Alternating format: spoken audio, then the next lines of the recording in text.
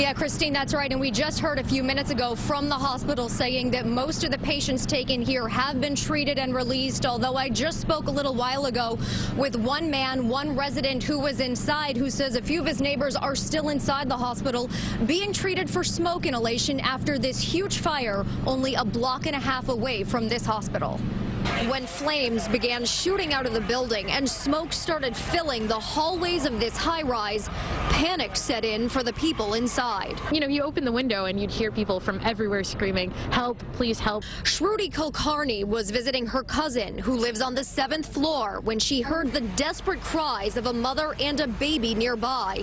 A neighbor down the hall brought them all into his apartment. He had, wet towels to put on our faces to help us breathe better if the smoke. Together, we looked at tweets she sent out while she was inside that apartment waiting for help. Fire in our building, and we are trapped inside on 7th floor. Can't go downstairs. Smoke in the halls. Please pray for us. So I was more scared at that moment because that was just when we had realized what was going on. In fact, a lot of people, both inside and outside the building, took to Twitter to ask firefighters for help.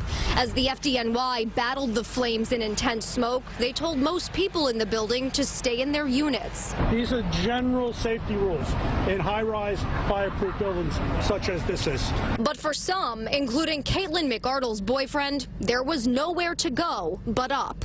Beeping, so he went out and he couldn't go down, so he went up to the roof and got stuck up there. With the dog? With our 65-pound lab, yes. We also had at least 9 people on the roof. We had good contact we could watch them. They were safe on the roof. They were safe on the roof in this type of construction. As for Shruti and the 4 people with her in that neighbor's apartment. And I'm just grateful we got out of there.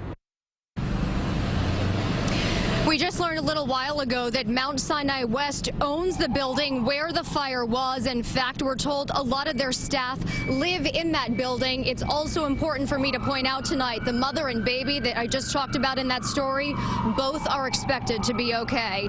We're live on the west side tonight. Jessica Layton, CBS 2 News.